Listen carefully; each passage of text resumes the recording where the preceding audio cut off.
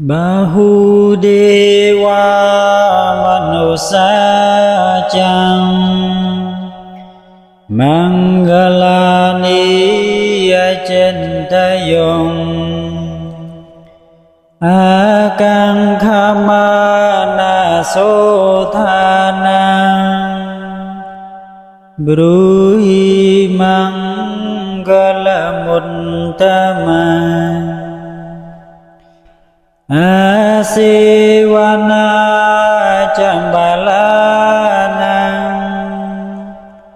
Panditanang casiwana Puja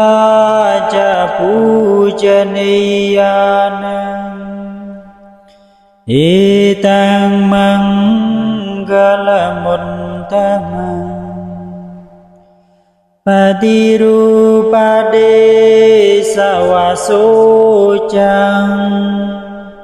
Pombejang kata punyata Antang sama panithijang Itang manggala muttama Bahu sancang sampancang Vinayo cang susikito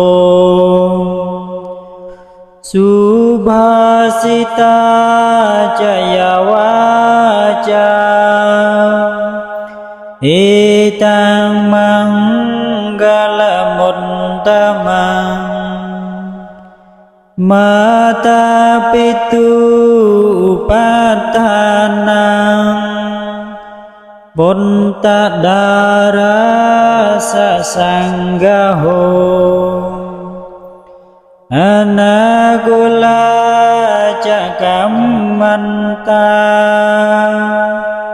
Etang manggala muttama Dananca dhammacariyaca Nyadakanang ca sanggaho Anawanca nikammani Itang manggala muttama Arti wirati papa Manjapana ca sanyamo Ampamado ca dhammesu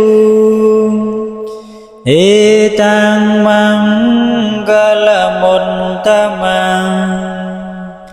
Garawo ca niwato ca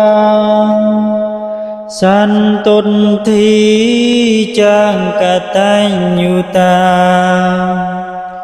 Kalena dhamma sawanang Itang manggala muttama Kanti caso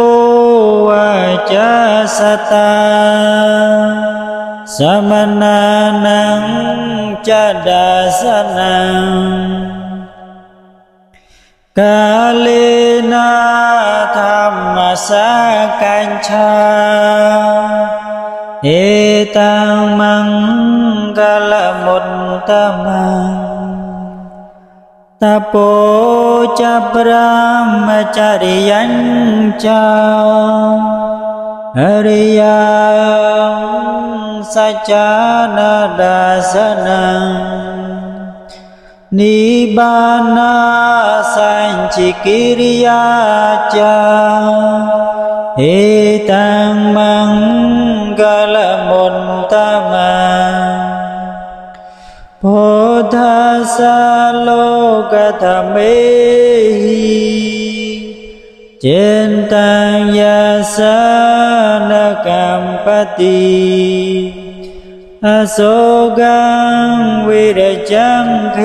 มังเอตังมัง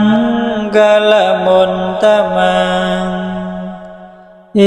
ตาติสานิกันตวานาสัมปทังมัมปราจิตังสัมปันธาโสติงเกชันติตันเตสังมังกลมุนตมั